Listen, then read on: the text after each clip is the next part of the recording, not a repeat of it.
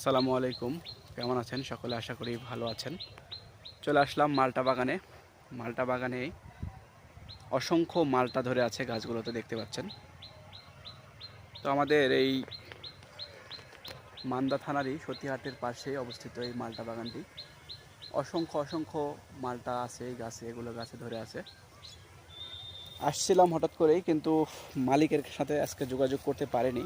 অন্যদিন আপনাদের ফুল ভিডিওর মাধ্যমে আমি মালিকের সঙ্গে কথা বলে ইনশাল্লাহ ভিডিওগুলো আপলোড করব, তার ইন ডিটেলস আপনারা জানতে পারবেন এই বাগান সম্পর্কে। তো আজকে যেহেতু আসছি, তো আপনাদের জন্য সংক্ষিপ্ত আকারে কিছু চিত্র তুলে ধরার চেষ্টা করব।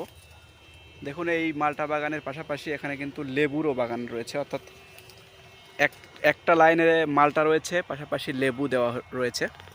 তো খুব পরিকল্পিতভাবে বাগানটি তৈরি করেছেন যেই ভাইটি বাগানটি চাষ করেন। তো এক একটি গাছে অসংখ্য অসংখ্য মালটা কিন্তু ধরে আছে। দেখুন, এগুলো কিন্তু মালটা অসংখ্য অসংখ্য ধরে আছে। এদিকে যদি আপনাদের লেবু দেখাই, লেবুও কিন্তু অসংখ্য ধরে আছে গাছগুলোতে।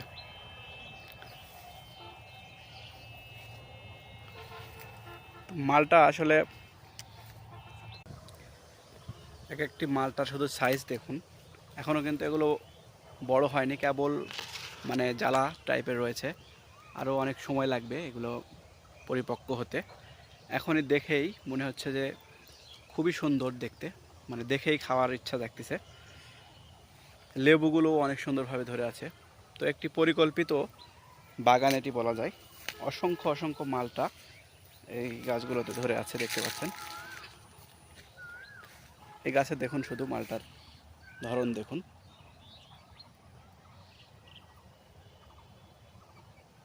তো বাগানের মালিকের সঙ্গে দেখা হলে অনেক সুন্দরভাবে ইন ডিটেলসই আপনাদের জানাতে পারতাম, কিন্তু যেহেতু নাই, তো এ পর্যন্তই। আপনাদের শুধু দেখাতে পারতেছি, এর বিষয়ে তেমন কোনো ডিটেলস আজকে জানাতে পারতেছি না, এই জন্য খুবই খুবই দুঃখিত। যদি অন্য কোনো দিন মালিকের সঙ্গে দেখা করতে পারি, সেদিন আপনাদের ইন ডিটেলস আরও জানানোর চেষ্টা করব। আসলে এর লাভ কীরকম, খরচ কীরকম, এই বিষয়গুলো নিয়ে আমাদের লং একটি ভিডিও থাকবে এরপরে। আজকে যদিও শর্টস একটি দিচ্ছি আপনাদের দেখানোর জন্য।